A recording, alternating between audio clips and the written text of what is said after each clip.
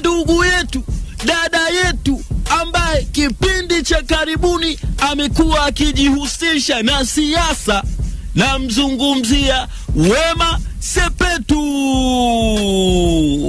Inasemekana kwamba eti yupo katika kipindi cha majonzi mazito, roho inamuuma, moyo unamuuma kutokana na Shirawadu wanatoboa eti ni kutokana na mapenzi, mahaba.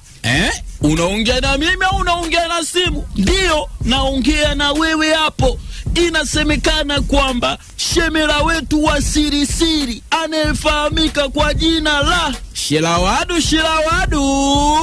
nawaona shemera alitambulishwa mpaka ukweni kwa kina Sepenga. Inasemekana lakini eti sasa huku na huku eti wamevurugana, alafu eti shemera karudiana na baby wake wa zamani ambaye ni msanii wa muziki wa kizazi kipya. Inasemekana lakini eti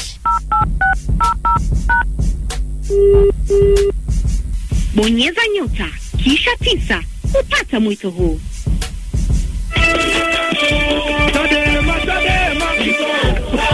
Tanzania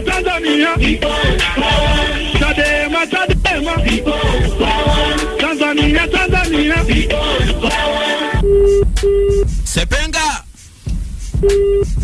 Wema Sepetu, Petimani msaidie kupokea basi.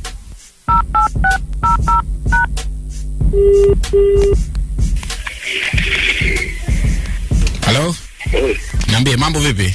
Popo. Wapi hiyo ndugu yangu? Nani anaongea? Halo?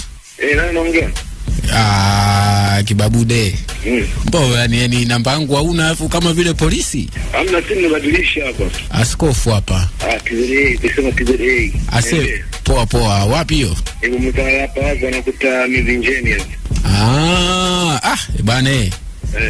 Mbona unamfanya Sepenga mwenzako analia bana? Nini?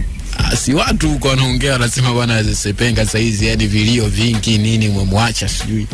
Hamna wana maswala uongo wanaweza stories za uongo bwana.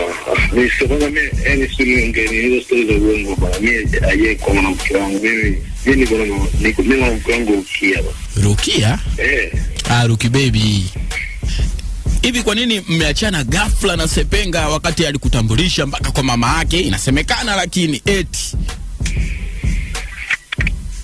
alafu ungeweza kuwaoa wote wawili. Halo? Kibabude. Hatushindi. You heard?